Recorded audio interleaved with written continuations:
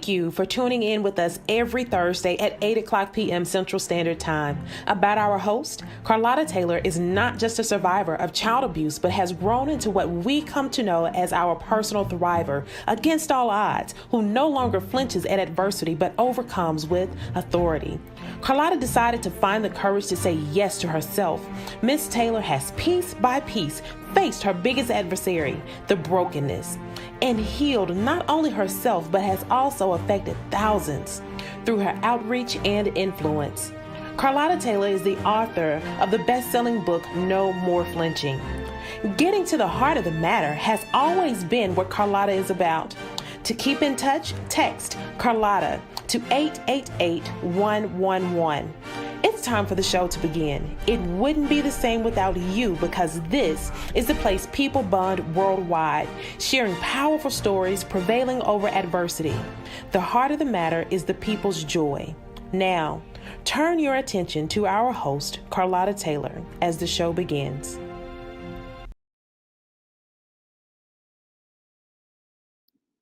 Well, hello, ladies and gentlemen. Welcome to the Heart of the Matter show. I am your favorite host, Carlotta Taylor, and today we get to the heart of the matter with Elesha Storey from Frisco, Texas. Are you excited? You need to be, because we're going to walk her journey of life, of how she overcame adversity from her youth to young adulthood to now.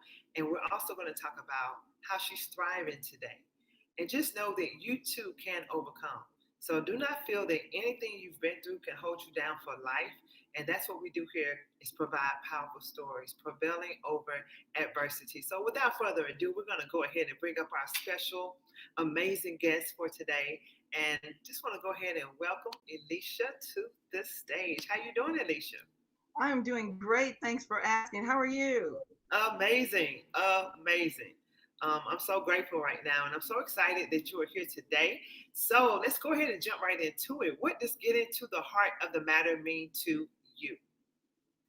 It means getting below the surface and going deeper into the root cause, getting to the heart of the matter. And that means spiritual, emotional, and mental. Yes, I love it. Mental, emotional, spiritual. Let's go ahead and pull up these. We got some comments coming in. Thank you for coming in. If you are viewing via Facebook or YouTube, let us know where you're listening in from, and be sure to share this live with at least 5 people that you love. All right. So get into the core. I'm all about core, Elesha. I'm all about core, because being surface, what can you do with just staying surface? You're not penetrating anything. If you're trying to change anything, if you're trying to overcome and live life to the fullest, what are you doing if you're not getting to the core? So that was a really, really profound answer. Thank you so much. All right, so let's go back in time. We're going to go back to Elesha's childhood. Like, I don't know when the last time you visited your childhood and just thought about little Elesha. But childhood is so important because it's a direct connection. It's a direct connection to who you are as an adult, whether you have made some adjustments or whether you're still the same. And we know people that are still the same and have not made any adjustments in life, right? But Right. You're different, and you're here, and I'm so grateful that you're here to share the story. So take us back in time and tell us about the adversities that you endured as a child. Well, little Elisha was youngest of five now, but growing up it was three. And I really didn't have a bad childhood. I think it started when I got to about the fourth grade. I was really smart, and kids kind of tease you about it because they can be very cruel. And so what I started to do was like dumb myself down. And I wanted to be like everyone else. You know, my dad's 6'4", my brother's 6'7", so I'm 5'10", and back then I was tall. So I stood out from being tall, from being black, and then from being smart. And so kids were like, "You think you're so smart? You think you're so cute?" And I ended up going to gifted school in the fourth grade rather than being skipped. So now I'm going to someplace totally different than everybody else, and I'm looking out the window at these kids playing, and I'm at home making bibliography pages, and every day I had a speech and creating, like volcanoes out of paper mache. Now I have to say, I really didn't realize how blessed I was, but at that time, I just wanted to be like everybody else. And Yeah. so that kind of affected me. when I was younger because I wanted to be different and didn't want to stand out. I mean, wanted to be the same, didn't want to stand out. Now, of course, I do. I don't want to be like anybody else. But back then, it kind of led me down a path of getting with the wrong crowd. I graduated elementary school, top of my class, went to high school, and kind of got in with folks who were cutting, and I could still cut class and still get good grades. And I met my first boyfriend. He was in college and I was in high school. I was 16 and he was 19. And I was so in love because he was so fine and played football. And I'm like, first of all, I should have been thinking, what's he doing with a 16-year-old? But anyway, what happened was because I was so in love with him and so starry-eyed, it was great. I followed him around. I did everything he did, hung out with his friends. And then as I started to grow and be my own person, that's something he didn't want to happen. And so he didn't realize I wasn't going anywhere, but he became jealous, possessive, and eventually abusive. Whoa. Yeah, to the point where, I've walked out of parties on my way home at night by myself just to get away from him because he's like, what are you doing? Where are you going? Oh my goodness, I'm just trying to have a good time. And I was really ready to dump him because what had happened was I graduated college as a junior, high school as a junior, because I was so bored. I was getting in trouble and skipping class and still getting good grades. And I got caught. I was going down to college to hang out with him. And I got caught running up and down the highway. And they gave me working in the dean's office, detention, because I didn't have to be at school till 11 o'clock, but that may become an 8. And finally, they just let her graduate because she's bored and she's getting in trouble. So I left high school in June as a junior. In May as a junior, went straight to college in June, and in this program at Indiana University. And he came down there periodically and had people spying on me and what are you doing and where are you going? Oh my gosh. Oh my goodness. One time he hit me so hard I saw stars. It was actually like the cartoons. That was the very last straw. And he was down there visiting. And it was a weekend that some friends of ours wanted to go to an amusement park. And so instead of hanging out at school, I decided to go because I really just wanted to get rid of him. And I didn't want him questioning everybody that I was talking to. Right. So long story short, we never made it to the amusement park. We ended up getting in a bad car accident. Car hitting a button, flipped in the air, landed on the roof, front end caught on fire. The front seat passenger went out the door. The other front seat passenger was really tall. So it pushed him into the steering wheel, broke his neck and collapsed his lungs. 2 backseat folks, me and my boyfriend, were fine. So he pushed out the back window and pulled me out. And then my parents came down to get us. So little did I know that when I went to the hospital to get tests ran because I had a concussion, a couple of black eyes. I was in shock, and I kept on saying the same thing over and over again, asking the same question. And they said, something's wrong with her. We take her back to the hospital and let's get her head scanned. And when the technician at the hospital said, well, when's the last time you had a period? I'm like, I don't know. I don't even know what day it was. Well, you need to take a pregnancy test. Oh my goodness, she's pregnant. Whoa, girl. Yeah. So then it was, I had people on one side saying, you just started college. You can't have this baby. And then I got him on the other side saying, I saved your life. Don't kill my child. So eventually I decided to have my son. I was concerned the whole 9 months that something was wrong with him because we didn't have on seatbelts. And so we were tossed around all in the car. He could have been banged up, I know, handicapped. And, during that time, his dad was the model boyfriend. I gained dang near 50 pounds because he just kept on feeding me. But I was right where he wanted me to be. Pregnant, wasn't doing nothing, just hanging out with them. So my son came out fine, 10 fingers, 10 toes, no problem. And as soon as that happened, I went back to school because I ain't no dummy. I gotta get an education because now I got a kid to take care of.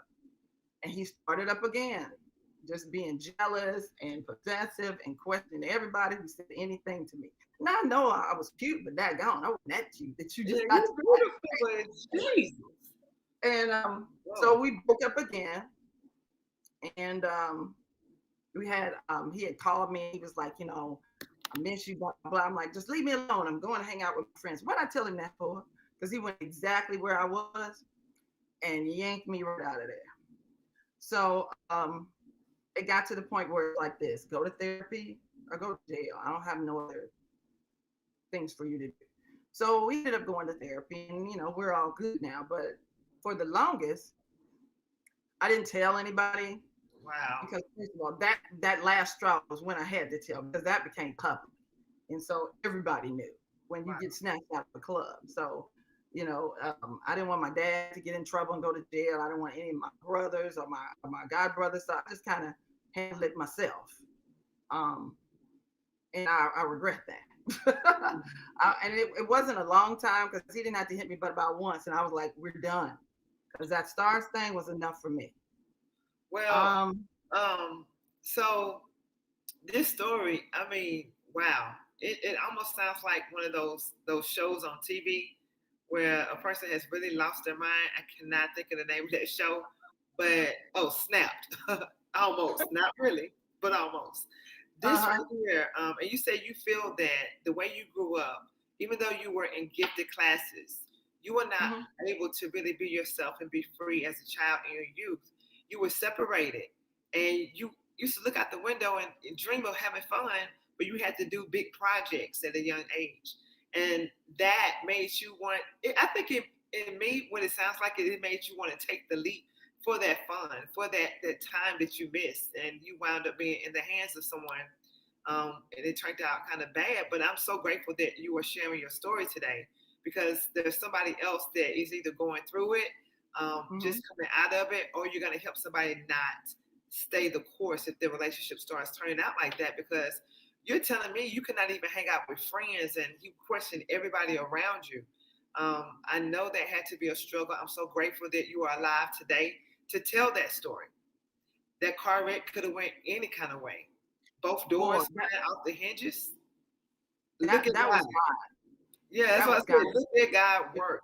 Amazing. If you would have seen that car, the front end was just smashed down. It was horrendous. And you all were in the front seat? No, I was in the back. We were in the back. What about the people who were driving? Anybody get hurt? The front seat driver's paralyzed and has been for several years. The other front seat person, she tore her bladder in 4 places, and no, she tore her pelvis in 4 places and tore her bladder. So she had to learn how to walk again. She's fine now. The 3 passengers were fine. The driver took the most brunt of the accident because, again, he was so tall. He's 6'10", and so when the roof caved in and pushed him in the steering wheel, collapsed his lungs and broke his neck. And so, yeah. Woo, that's heavy. It is very. That is a book. It is. It is. And I actually have to look for that. It is. Elesha, oh my God. It's a book, a movie. I'm so sorry for your friend who had to be paralyzed, but I'm so grateful that he's alive. And I hope he's doing okay. But man, this is an incredible story. So that was around college years, right? Yes. So I went to college. I went back to school, broke up with my son's dad, and just, kind of went on about my life as a single parent. My parents had volunteered to take my son for me to go back down to school, but I decided it wasn't their responsibility. Now, I did go back and finish out the summer, and I really had to just lay down in the back seat of my parents' car and take a sedative, because at that point, I was so traumatized, I could not ride with anyone. As a matter of fact, I had to buy me my own car because I needed to be in control, because I was in a car that caught on fire and couldn't get out. So to this day, I do not ride in 2-door cars in the back seat. If I don't have a door, I ain't going. So pledged sorority, just really had a decent college life. And I graduated. What sorority is that you pledged? I just have to ask. AKA. Oh, you ready to cancel the show? I'm just playing. You want so bad stuff, girl. I have several AKA friends. Shout out to you for that. Shout out to my sisters and AKAs. Yes, I have a sorority incorporated. And here we go. She's gonna try to move it in too. Look at it, y'all. Well, congratulations to you. That's a really big accomplishment. especially during your college years and your parents stepping in, helping out. That's amazing. And I'm so grateful that you have your life. So take us through the next few years. How did things roll out for you then? Well, the next few years, I was a single parent, trying to make my way in the world. I'm a very responsible person, so my son got everything and I got nothing, which is fine because he didn't ask to come here. Right. And I didn't really, I did a lot of kicking it, I have to admit, because again, I missed some of that going to college. So went some friends and just had a good time, just hanging out and partying. Didn't really have a lot of relationships because I didn't want to bring just anybody into my son's life and then have people running in and out. I'm not that kind of chick, so I didn't really have but a few boyfriends back in that time because I just wanted to concentrate on living my life and making sure he was okay. Right. So that created some diversity. I mean, not diversity, adversity in that, I think some of the men that I dated were kind of emotionally unavailable. And I think that's because I was. But I didn't really realize that until later on. That why do I keep on picking these same old clowns that Now, when you you know, say emotionally unavailable, break that down for us. well, it's just that you don't give your all. You kind of have that guard up and you kind of, even though you care about somebody, you don't see it going, no, you won't let it Mm. go the long haul. So you're just unavailable. And some of it is that some of those people were emotionally scarred. And I have to say, maybe I was attracting that because I was emotionally scarred from my That's what not my nice. first relationship, but my second serious relationship. See, Wow. my son's dad was the first person I, slept with. Although I had a boyfriend before that who was a real sweetie, and we actually dated after me and him broke up, but it didn't work out. But I Gotcha. think um, I think I was just a little guarded. I think I was hurt. I know I was hurt. I was hurt. Um, I was never ever gonna let nothing like that happen to me again. And I just wanted to make sure I was going to be the best parent possible for my son. Right. I wanted to be an example for him. I had friends, I love them to death, but some of them had just too many guys coming in and out of the kids' lives. And I'm like, I'm not doing that. You don't need no more uncles. Right. You're never gonna see me shacking up, and you're never gonna see me having a man in and out of my house because that's not the example I want to leave for my son. And in addition to that, his dad kind of pulled away because I didn't want to marry him. I didn't want to keep the relationship going. Um, he stopped being a father, and I'm like, Did wow. he blame you though? But did he? How could he blame you? Has he ever came to a point to recognize that what he was doing was wrong with the abuse? He has. He told Good. my son that he was sorry and he knows he ran me off and we were both immature and it was all his fault. Um, and again, he had some emotional things going on, so I can understand it. I don't condone it, but I Right. understand it. Which is why I didn't, send him to jail. I sent him to therapy because I cared about him and he's my son's dad. He Right. saved my life, and I can tell when something's wrong or when you're just an evil, abusive nut. Um, so he just stopped really being a dad, and he can blame that on me. I moved away. I moved to Texas, and just because I moved away doesn't mean you stop having responsibility. Yeah. They Right. call collect. I'll send him to you. But I think he was just, I don't know, I can't speak for him, but he was not a present father for a very, very long time. And I never really said anything bad about him because your actions will show who you are. So I just let my son see who he was. And so I think I overdid because I wanted to make up for him not having a father. So he got way too much. He was very, very, very spoiled. But he didn't. I mean, he missed some things not having a dad, but he had mentors and he had my brother, he had an uncle, and I was at every football game, basketball game, practice, whatever that boy had going on, I was there, which is why I'm saying I put my life on hold to Yes. make sure he was okay. And So, that's what mothers do. I mean, wow, your story is so incredible. And most beautiful thing about it is looking at you, you would never know that you endured all of that, including that car wreck. Um, we have a few similarities in our upbringing, and I can resonate with you on things that you've been through. I can't even ride in the back seat of a car, and I don't even know why. But it makes me nauseated. I get sick. I just start getting anxiety. So I know that it's from some sort of trauma in my past, but I was moved around so much I really can't pinpoint it. But I can understand like you not wanting to be in the two-door car in the back seat. I mean, some things you just know to stay away from. What I'm liking about your story right now is that you learned your lesson. Like once you were done out of that domestic violence relationship, you was like, I am not going back to that. And I know what I do not want. And I know what I will not allow. Kudos to you, Elesha, for that. I mean, incredible story. If you're tuning in right now, we are getting to the heart of the matter with Elesha Storey from Frisco, Texas. And listen, you need to be sharing this live. Tap in. If you miss anything, make sure you catch the replay to get the entire interview because she is laying her life out before you right now. And not just to get you all into the details of her life, but more so to show you where she came from. And we're going to take you into where she is right now, leading into her next. So back to you, Elesha.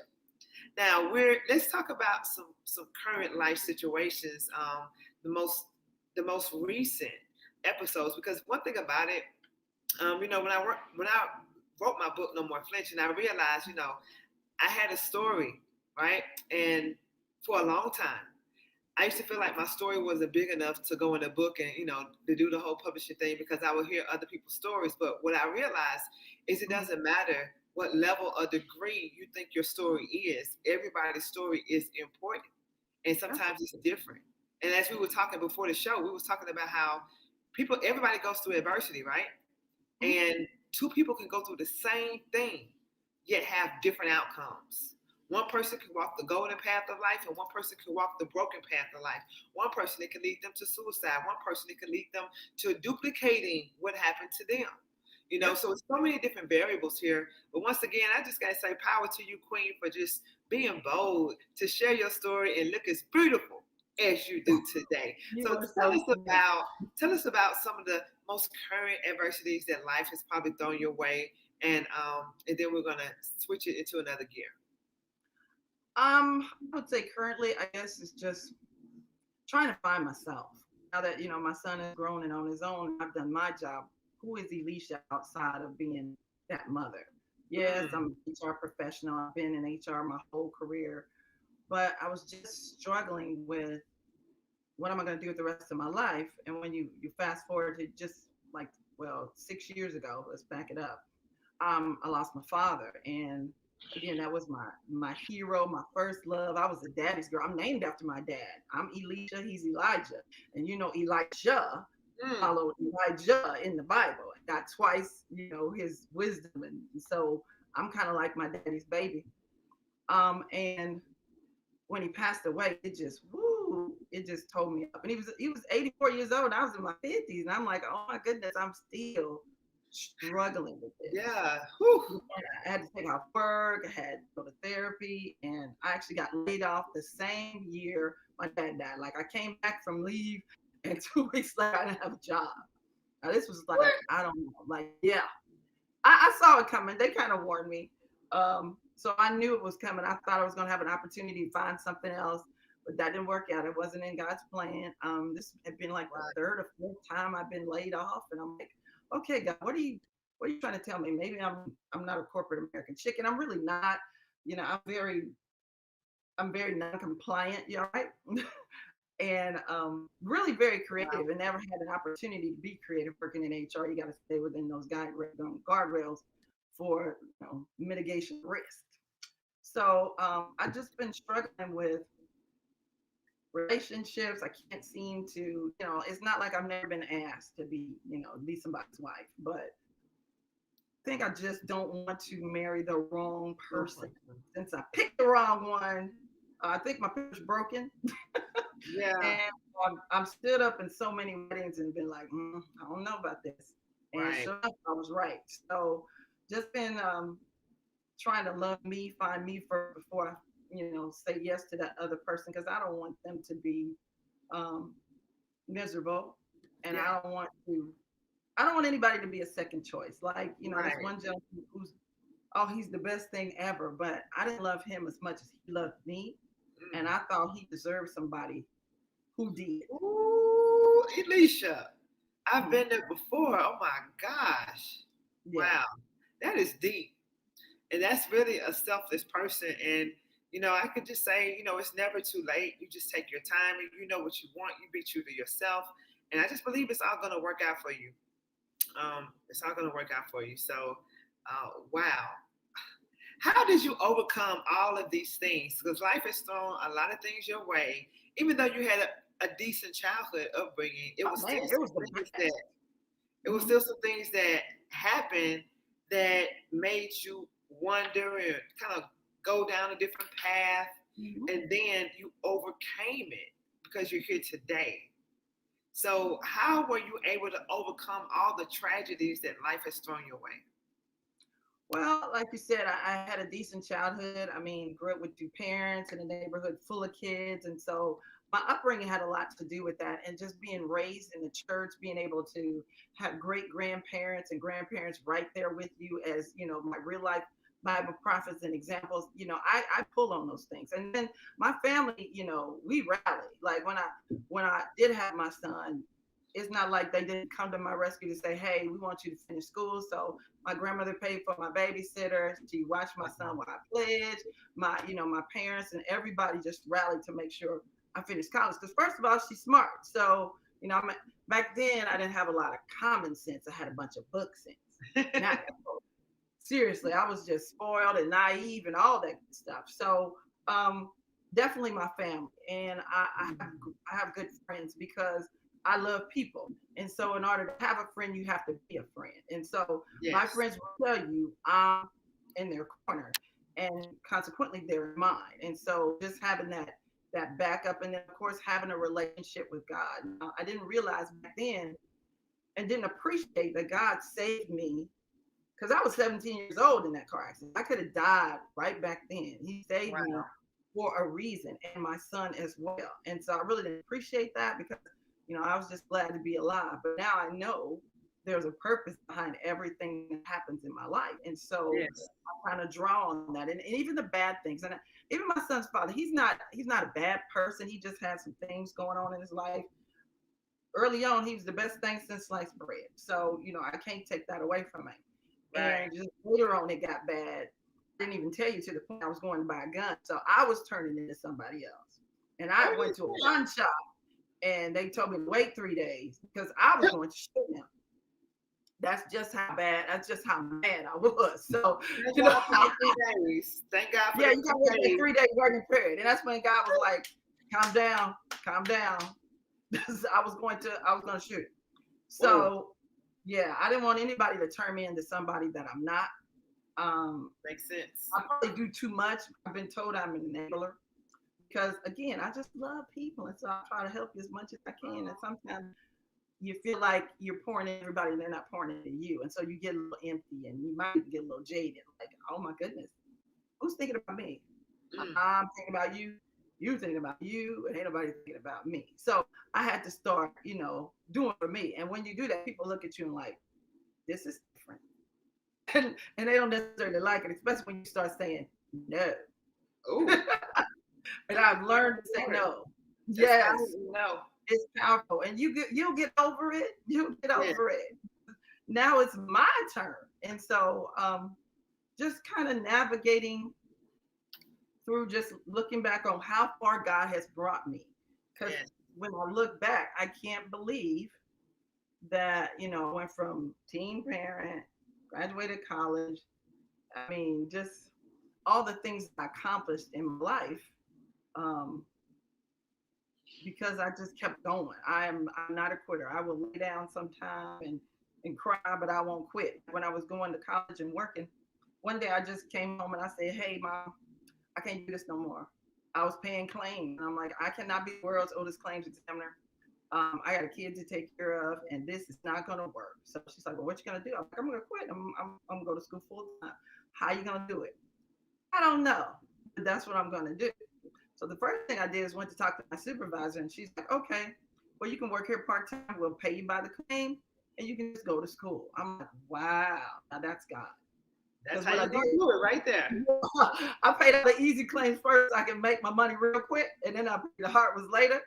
Yes. And then when I started to do my internships, they couldn't accommodate my schedule. And right away, God found me another job working in HR, doing insurance because I had been paying claims. So it was a great fit. And then when I graduated, I just stayed in HR and been going ever since. So he just keeps on opening doors. And I am a risk taker.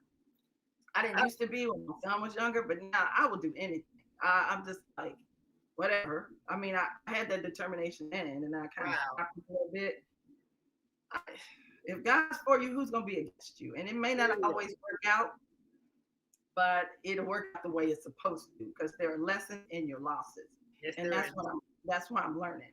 Lessons in my losses. So I just, again, I rely on my family roots, my faith, and then my determination to get past anything. If I can survive all I've been through, and again, there's people who've been through much worse. I mean, I can't imagine young ladies raising kids, one or more kids by themselves with no family support. That's rough. See, that always adds a new perspective on what you're going through personally. One of the greatest ways to really get over that hump mentally, is when you listen to someone else's story where they have been in the past and where they are now. As long as they've overcame or have overcome whatever they went through, that's a powerful story. So when you put things in perspective, I tell you, anytime that I can learn a story, an incredible story where somebody has just went through so much, but then you look at them now shining and being that person, being that light in the world, it's very inspiring. It makes you feel like, you know what? Shoot, wait a minute. They went through way more than I ever thought I did. I'm inspired. And so that's what we do here on the Heart of the Matter show. Thank you for sharing your story. Now let's get into what you do, because see, you are a business woman, right? Let's talk about it. Let's talk about it.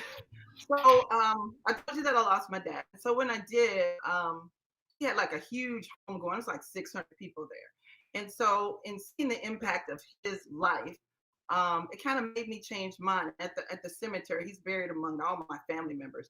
And at the funeral, I was taking flowers off his casket and putting them on those of my family members, like my grandmother, great grandparents, great uncle. And I was looking at that small dash between their birth date and their death date. I'm like, wow, that is so small for some people who are out of this world. Fantastic. I mean, my grandmother, who was one of my sheroes, was the first Black chief deputy of voters registration in my hometown of Indianapolis.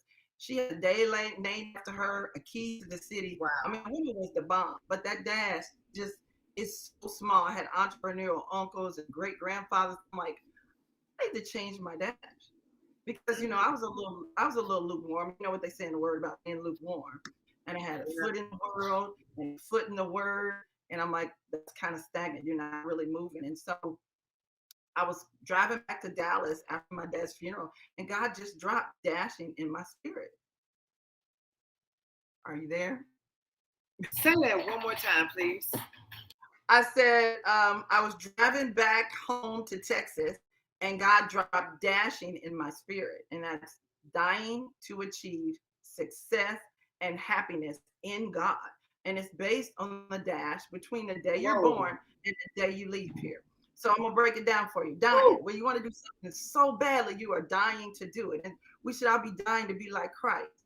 We have to die to ourselves in the flesh to be like him. And then people don't always want to talk about it or think about it, but we're all going to die. So that ASH, achieve success and happiness, that abundant life that looks different for everyone, can only be achieved when you're in ING God. That's dashing. So I'm like, wow, that is so cool. God, I gotta do something about this. Thank you. And so this is where the journey takes a little bit of a turn. So I decided I was going to do an apparel brand, Dashing Apparel. I got one of the t-shirts. Dashing, wear it for life. That's a pun on that, and I ain't got time. So when you're going for your purpose, you ain't got time for no mess, no foolishness. I decided to do an apparel brand with athleisure wear, because athleisure wear is not going anywhere. Right. Everybody's always wearing leggings and things like that, and t-shirts. And so when I started, I kept on saying, I'm doing this because I want to see my dad again. And I end up having a failed launch for various reasons. I trusted the wrong consultant. It's hard to get manufacturing in China when you don't have a lot of spend. They give you products on hand and colors on hand, and I had my own, idea of what I wanted things to look like. I was going to do print on demand, but the quality was not up to my, standards, and I didn't want to start a brand where I was going to have a lot of customer service issues and lose my customer right off jump. And what God told me was, you failed because it was all about your dad. And it's not about me. I felt that. Yeah, I come first. So get that in your head, and then let's try again. So I was going to this business class. I took this business course called Getting Down to Business. It's like 7 months long because I wanted to actually be excellent.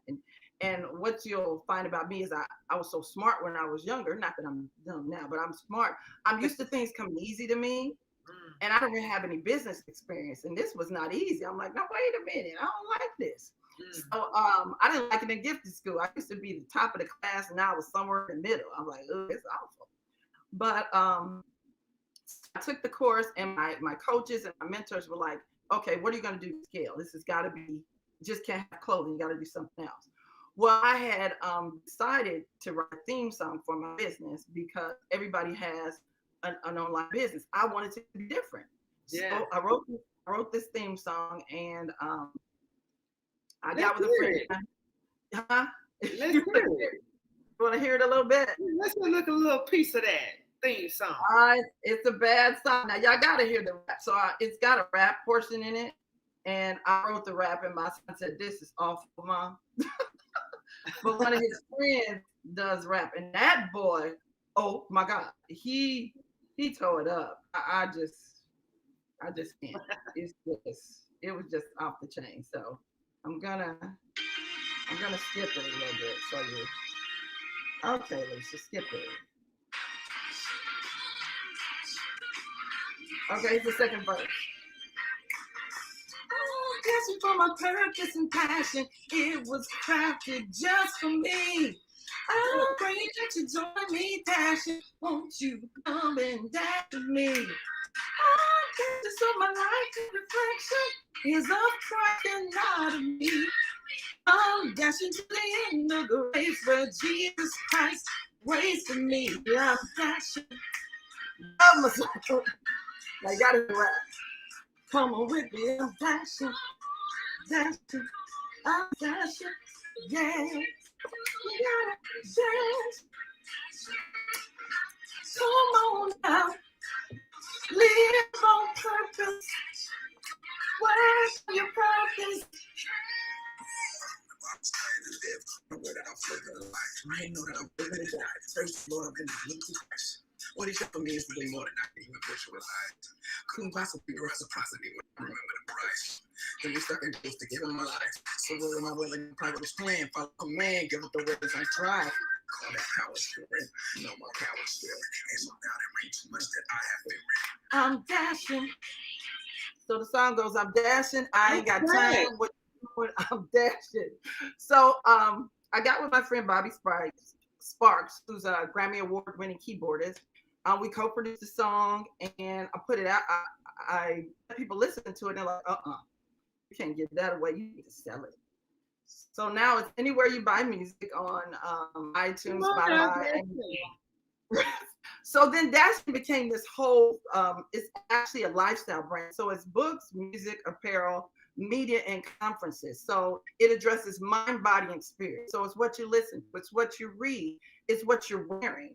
It's conferences. That's my ultimate goal, is to have conferences where we have thought leaders and motivational speakers and workshops and retreats to help people, mainly women, but anyone, find their purpose if they want to go to the next level, financial literacy, all those things, to help them do their dash.